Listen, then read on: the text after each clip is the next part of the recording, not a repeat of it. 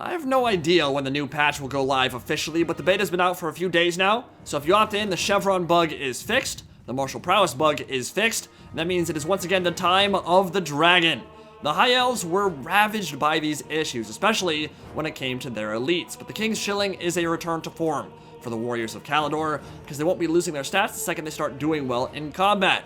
But Wurrzag and the Green Tide have come, and Gork and Mork are gonna get to stomping with a horde of big uns and black orcs. The meanest, the greenest, veterans of the Orky War with a mean streak a mile wide. So, in the red corner, march the Order of the Lore Masters with Teclis at the helm, None of Amantok, Enfeebling Foe, and Regrowth for keeping the Star Dragon and Dragon Princes topped off. And I think there's a very good argument to be made here that either Teclis or Lariel is the best High Elf Lord by a country mile. He's got amazing synergy with dragons, from the heals to Kindle Flame being a straight damage boost whenever he casts a spell. Thing is a world beater from the skies, watch out. And in the back, wait, the haughty nobles of Caledor return to their former glory with a ridiculous stat line, courtesy of Martial Mastery. Full Dragon Prince build here, 3 of them, and they can run roughshod over an opponent's flanks if they aren't prepared to deal with them. Plus, they're swaggy as hell. That Crimson and Gold is a fresh look, rolling deep with the Fireborn as well, who actually didn't care about the chevron bug at all, because they come with rank 9 standards, so they can't earn chevrons, so they weren't losing their stats, and they have over 50-50 each, so they're pretty scary. Now across the desert comes Wurrzag and the Great Wa of Gork and Mork. Cunningly brutal and brutally cunning in equal measure. He's got his Squiggly Beast, Wurzag's Revenge, the Bonewood Staff for incredible synergy with Wa, Gaze of Mork, Foot of Gork, and Effigy of Degit, his most important tool. That's an enemy in place and can set up all kinds of sick combos. Night Goblin Shaman with Vindictive Glare on the other flank, big guns, nasty skulkers, 2 black orcs, bunch of archers, a goblin front line, and doom divers in the rear. Even got some gigantic carrion birds spectating the show, ready for the feast when all is said and done. Decently powerful skirmish play coming out of the Greenskins in this one. The Rusty Airs and Savage Orc Air Boys can get the job done and more when comboed with Effigy of Degit, and we'll get it started with a bang. Doom Diver Catapults raining death from above, which is pretty much going to force the High Elves to keep their Dragon Princes in reserve and out of range for now. Doom Divers can pretty reliably kill 3 or 4 models a shot, and for Son of Caledor, maybe the most embarrassing death possible, getting pancaked by a Goblin from on high. So we'll save them that disgrace and let the Citizen Spears take the brunt for now. Now, as they rain down, gonna be trying to dodge these shots here, but ultimately gonna lose plenty of Azure Spearmen on the way in. Not the biggest deal in the world. Would like them to have their Martial Prowess so they can hold out at least for a couple seconds against the Black Orc and Big Uncharge, but they are going to get sundered by a lot of these shots and take a lot of damage on the way in. Now, Big Guns are a prime target for Archer Fire, only 50 armor, no missile block chance, and they hit pretty damn hard. Want them dead, so focus fire from the archers will be pretty important and will help the Azure Spears hold out way longer if we get those Big Guns down to like half HP before they even get into melee combat. Star Dragon waiting on the wings, maybe looking to line up some Strawberry Milkshake breath attacks. And the Focus Fire will do a good job rolling down the Goblins and the Big Guns, but not so much against the Black Orcs. Regular High Elf Archers don't have a lot of AP, and Star Dragon's coming in, gonna smash through the Green Tide like a runaway train and roast himself up some mushrooms. But with all that Focus Fire coming in, and the Vindictive Glare, probably not wise to keep him stuck in some melee for too long, so he'll get a charge and scoot on out of there. Wa is popped, their blood is up, and they're going right in as the Doom Divers try to take out some of the Fireborn. And I like this play from the Greenskins. They're stacking up Gaze of Mork and Vindictive Glare to try to keep that Star Dragon down, whittle down the HP, force out some early regrowths, and make it easier to kill him when the late game comes. And as the Fireborn flank around, they've got one goal in their sight: take out the Doom Diver Catapult, which are raining down on them. Effigy of Degit will pin them in place. Dragon Prince is getting a nice charge up the center, will break the Big Guns, and guess what's gonna combo with? Yeah, that's a Foot of Gork. Little bit off center, but still gonna do a lot of damage and smash through about half that unit. Kill, I don't know, maybe 9, 10, 12 models or so, which is going to be impactful, and regrowth will not get those back, but still want to get some health, want to get some HP on them, so regrowth will go their way, give them some fresh vigor, which wasn't really an issue for them, but get their healing up to full or as close as it can be.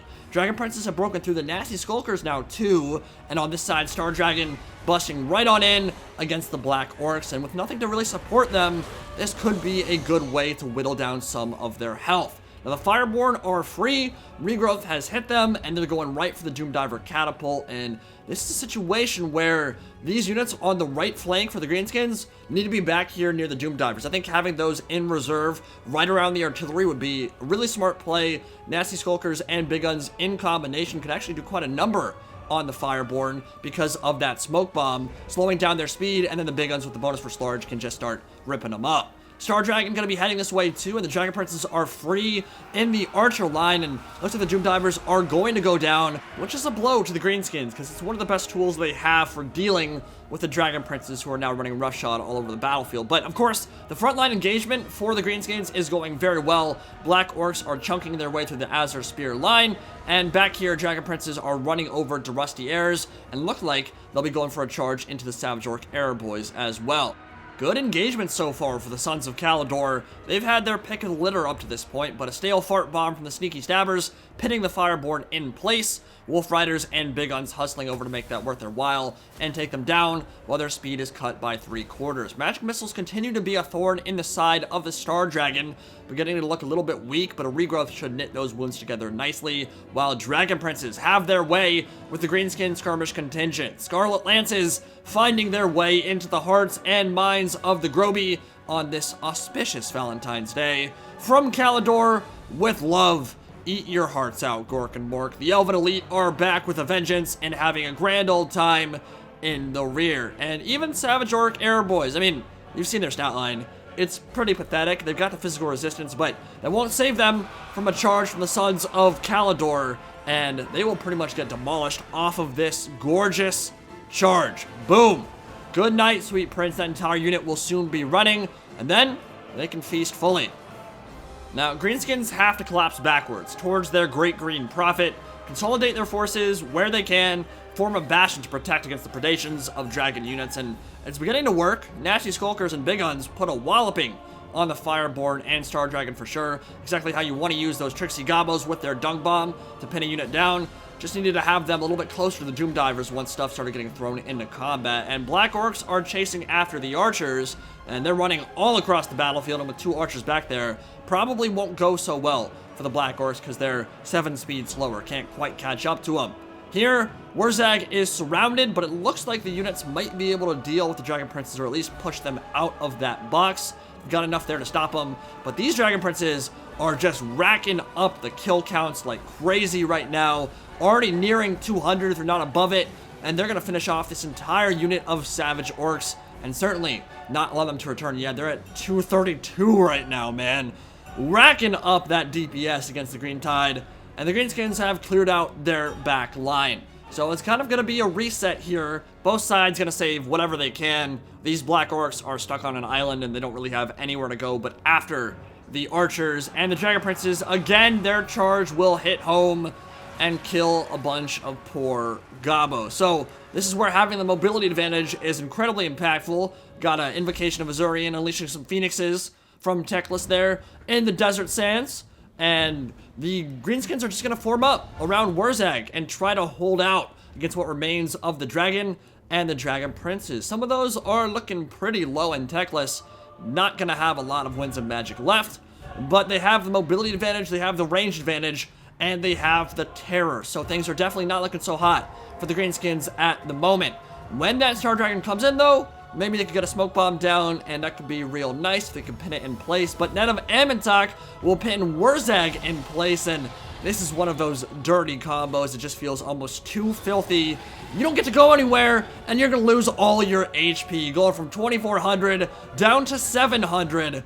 Holy God, almost 2,000 damage from the Strawberry Milkshake Breath, and that is one way to pretty much eliminate a Lord outright. Pretty much the other side of the coin from the terror it's usually unleashing in melee combat. Doesn't have to land to make a huge impact. Sure, it sometimes does when it causes a torrent of blood to explode in a shower of gobbo bits, just giblets flying everywhere, but it can also do its stuff when it's flying above, when it's not even able to get hit by the enemy army. And yeah, Wurrzag had health and then he didn't. I mean, it just disappeared, did more than like half his HP in a single breath.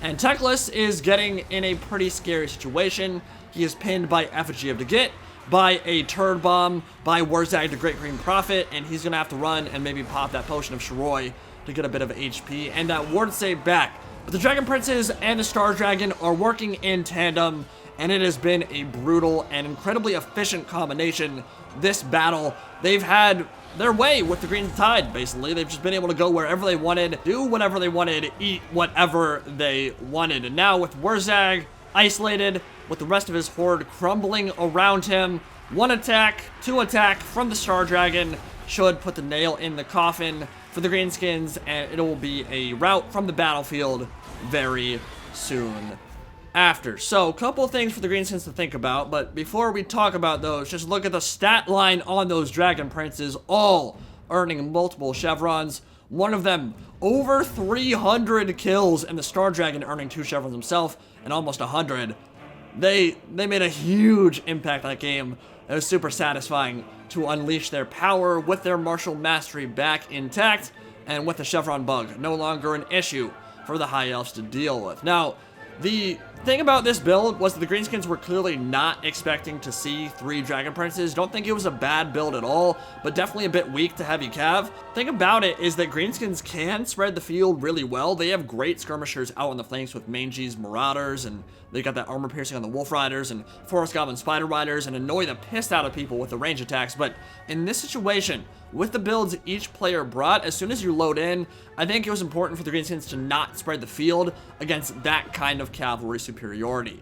Keeping it high and tight, so the big guns and the Black Horse can collapse in on a Dragon Prince or a Star Dragon when they hit home, makes it a lot easier to deal with those threats. And as soon as they decided to spread the field, it became more difficult for them to deal with those threats in their back line, and made it more difficult to protect their Doom Diver as well, which was the best option he had for dealing with the Cav. But I think this kind of build would have really benefited from an Ragnarok Queen, because you're gonna see terror from the High Elves when you're playing Greenies. That will usually come in the form of a Phoenix or a Dragon, and Shelob makes those threats a lot less scary. Will make the Cav and the Flyers think twice about diving in, and if they do, Effigy of the Git, Foot of Gork, Poison, Smoke Bombs, you get Shelob on top of them, they're gonna have a rough time, and you can win that way with the Greenskins.